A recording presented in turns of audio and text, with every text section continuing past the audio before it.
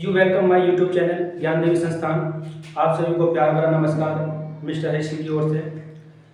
जैसे कि वर्तमान में देखा होगा, यदि हम अपनी लाइन में कामयाब नहीं हो पाते या अपने बिजनेस में कामयाब नहीं हो पाते या फिर बच्चे जॉब की तैयारी करते हैं, नौकरी की तैयारी करते हैं, वो ढंग से नहीं पढ़ पाते, जिस कारण वह बच्चा नौकरी नहीं ले पाता और उस कारण से क्या होता है कि वो अपने भाई से दूर हो जाता है। तो एक गाना और देखा था, वो उसके लफ्ज मुझे थोड़े अच्छे लगे थे। जैसे इस जमाने में कलेजा तक हिला देते हैं लोग, इस जमाने में कलेजा तक हिला देते हैं लोग, सगे भाई को जहर हंस के पिला देते हैं लोग, सगे भाई को जहर हंस के पिला देते हैं लोग।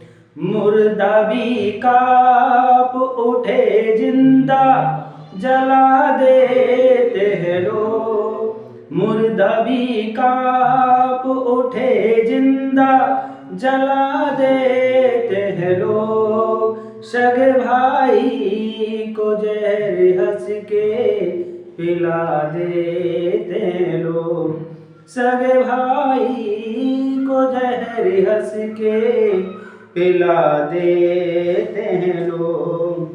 पैसे बिन प्यार कहाँ, पैसे बिन यार कहाँ, गैर तो गैर हैं, अपनों का एतबार कहाँ, ऐसा है आज चलन मेरे प्रभु तुमको है नमन, बैठ कर दिल में राज दिल का चुरा लेते हैं लोग, बैठ कर दिल में राज दिल का चुरा लेते हैं लोग, सगे भाई को जहर हंस के पिला देते हैं लोग। तो देखा होगा, यदि आप कामयाब नहीं हो पाए अपनी लाइन में तो एक समय वो आएगा कि बचपन में जब हम एक साथ खेलते हैं, अगर हमारे छोटे भाई को कोई भी टच कर देता है या कोई भी मार देता है तो हम लठ लेकर उसके पीछे पड़ जाते हैं, मेरे भाई के ऊपर हाथ चलाया कैसे। और एक समय वो आ जाता है जब हमारी शादियाँ हो जाती है, शादी होने के बाद भाई अलग हो जाता है, अलग अलग रहने लग जाते हैं। हमें ये भी पता है कि मेरा छोटा भाई परेशान है या बड़ा भाई परेशान है और इस समय वो खाने से भी बड़ा परेशानी में है, तब भी हम उसकी सहायता नहीं कर पाते हैं। जबकि अगर हम बचपन में होते हैं तो हम एक दूसरे के मर मिट जाते हैं, लेकिन जैसे हम बड़े हो जाते हैं तो एक दूसरे के दूर चले जाते हैं। इसका सबसे बड़ा कारण है बेरोजगारी का। क्या कारण है? बेरोजगारी का। यदि हम चाहते हैं कि मेरा भाई भाई बना रहे, मैं चाहता हूँ कि मेरे पिताजी पिता बना रहे हैं, और हम चाहते हैं कि अपने पिताजी को वो बचपन लौटाना जो बचपन में उन्होंने हमें कमाने के लिए अपना जीवन पूरा गुजार दिया, क्योंकि अपनी सारी खुशियाँ उन्होंने हमारे ऊपर नुछावर कर दी है। वैसे भी तुमने देखा होगा कि आपके पेरेंट्स आपकी खुशियां के लिए पता क्या क्या करने के लिए मजबूर हो जाते हैं। देखा होगा कि आप जहां तहां घूमते हैं, आपको मोबाइल खरीदवा के देते हैं, बाइक खरीदवा के देते हैं, और एक पेरेंट्स अपनी सारी खुशियां त्याग देता है एक तरफ। यदि हम अपने बिजनेस में, यदि अपने एजुकेशन में अगर हम कोई नौकरी ले पाते हैं तो अपने पिताजी से कह सकते हैं कि पिताजी आज मैं तैयार हो गया हूँ, तुम्हारा लाल अब तैयार हो गया है, तुम कहीं काम करने की जरूरत नहीं है, आराम से खाइए और जहां तहां बैठिए। जैसे कभी बचपन में कोई कभी खेला करते थे ना, वैसे अब बिंदास तरीके से रहिए, अब कमाने के लिए मैं हो गया हूँ। लेकिन मजबूरी क्या है, आजकल भी औलाद, जो वर्तमान में भी औलाद पेरेंट्स को आज भी रुला रही है, क्योंकि बचपन में उन्होंने पाला, बच्चों को पालकर अपने बराबर किया, बराबर करने के बाद वो ऐसे कुछ कांड कर रहे हैं जिसकी वजह से पेरेंट्स को आज भी परेशानी उठानी पड़ रही है। जब बच्चा समझदार हो गया है, सब कुछ समझ गए हो, पाल के इतना बड़ा कर दिया आपको, तो क्या इसी दिन के लिए बड़ा किया था कि आज भी लोग आपके पेरेंट्स मतलब आपके पेरेंट्स इधर उधर परेशानी में गुजरते हुए नजर आए? कम से कम ये हमारा फर्ज बनता है कि हमें इतनी मेहनत करनी चाहिए, इतने लगन से मेहनत करनी चाहिए कि अपने पिताजी को या अपने पेरेंट्स को हम कहीं दूसरे अदर मार्ग को भटकते हुए न देखें और उसे उनकी मंजिल तक पहुंचाएं। धन्यवाद।